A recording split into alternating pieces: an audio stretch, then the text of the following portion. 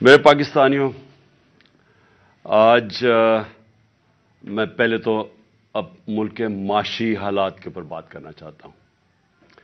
और मैं इसलिए बात करना चाहता हूं कि, और मुझे बड़े अफसोस से कहना पड़ता है कि यह हमें पूरी तरह पता था कि जब रिजीम चेंज ऑपरेशन कॉन्स्पिरेसी चल रही थी तो हमें पूरी तरह पता था कि एक दफ़ा हमारी माशत डिस्टेबलाइज हो गई, एक दफ़ा ये हिल गई, एक दफ़ा एक सियासी इस्तेकाम चला गया तो ये संभाल कोई नहीं सकेगा। और ख़ास तौर पे मुझे पता था कि ये जो लोग 30 साल से इस मुल्क के ऊपर हुकूमत कर रहे हैं और जिन्होंने ये सारा मुल्क के मसले इनके दौर में शुरू हुए, तो मुझे पता था कि इन्होंने नहीं संभालना। तो मैंने अपनी तरफ से पूरी आगाह किया। और मैंने फिर से मैं बार बार ये चीज़ इसलिए कहता हूं क्योंकि यह हमें पता था ये होना है। और शौकत तरीन को भी, जो फाइनेंस मिनिस्टर थे, उन्होंने भी पूरी तरह समझाने की कोशिश की कि ये नहीं संभलेगी और ये बड़ा मुश्किल से हम संभाल के बैठे हुए। और क्यों मुश्किल थी, मैं ये भी आपको बता दूं मुश्किल क्यों थी। इसे कहते हैं कमोडिटी सुपर साइकिल। इसका ये क्या इसका मतलब है कि सारी दुनिया में जो एनर्जी प्राइसेस हैं, बिजली, तेल, पेट्रोल, कोयला, ये सारी दुनिया के अंदर एकदम ऊपर चले गए। कोरोना के बाद जो कि एक सप्लाई साइड के अंदर डिसरप्शन दुनिया में आई, यानी जो उससे नेटवर्क्स टूटे क्योंकि कोरोना में लॉकडाउन शुरू हो गए, तो उससे जो सबसे बड़ा नुकसान हुआ कि जब सप्लाईज टूटी एनर्जी प्रोडक्ट्स की तो कीमतें ऊपर चली गई। तो हम जब आखिरी दिन हमारे हुकूमतों में थे तो जो तेल था वो 110 से 115 डॉलर पे चला गया पर बैरल। आज भी ऊपर भी गया, 70-75 से लेके आज 85 पे है। तो जब हम थे तो जब तेल ऊपर जाता है तो सब कुछ ऊपर चला जाता है।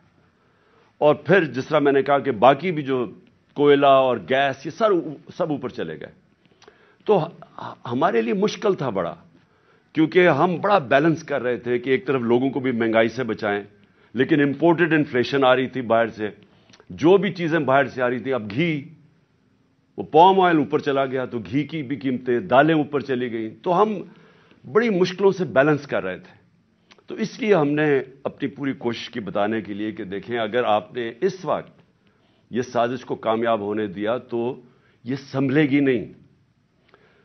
तो आज मुझे बड़ा अफसोस से कहना पड़ता है कि हम अब उधर चले गए हैं कि मैं नहीं कह रहा, ये माइशत के एक्सपर्ट से आप पाकिस्तान में पूछ लें, बल्कि बाहर भी जो मजमून लिखे जा रहे हैं पाकिस्तान पे, फाइनेंशियल टाइम्स में अभी पाकिस्तान के ऊपर मजमून आया है, सारे अब एक बड़ा खौफनाक और खतरनाक पाकिस्तान की एक पिक्चर बता रहे हैं कि हम जा किधर रहे हैं। अब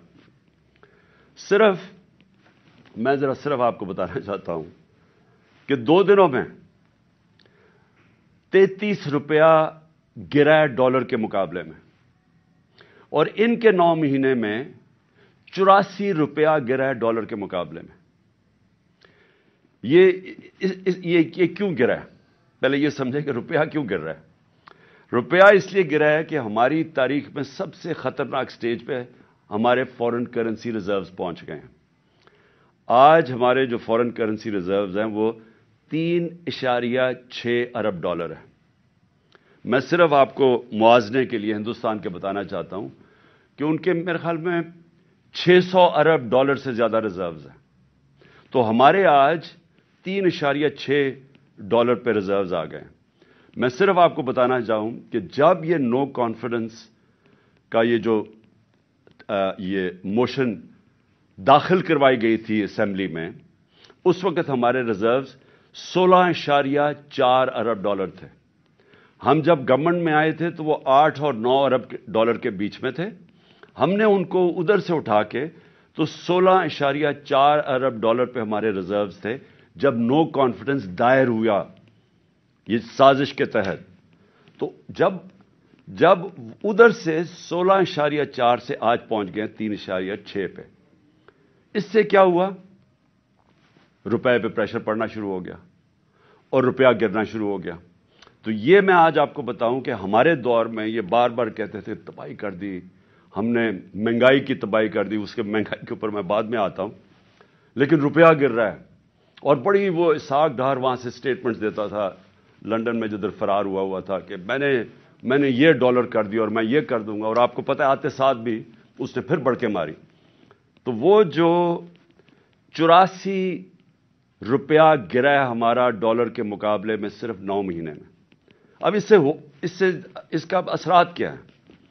سب سے پہلے تو اس کے اثرات یہ ہیں کہ جو پاکستان میں رہنے والے ہیں، جن کا جینا مرنا پاکستان میں، جن کے روپے میں کماتے ہیں، جو تنخواہ دار ہیں اس ملک کے اندر، ان کے اوپر اب کیا اثر ہوا کہ اگر ان کے بینک میں پیسے پڑے ہوئے تھے تو ایک دم ان کے روپے کی قیمت گرنی شروع ہو گئی. یعنی جو روپیہ خریدتا تھا اس میں اب وہ کم چیزیں خرید سکے گا.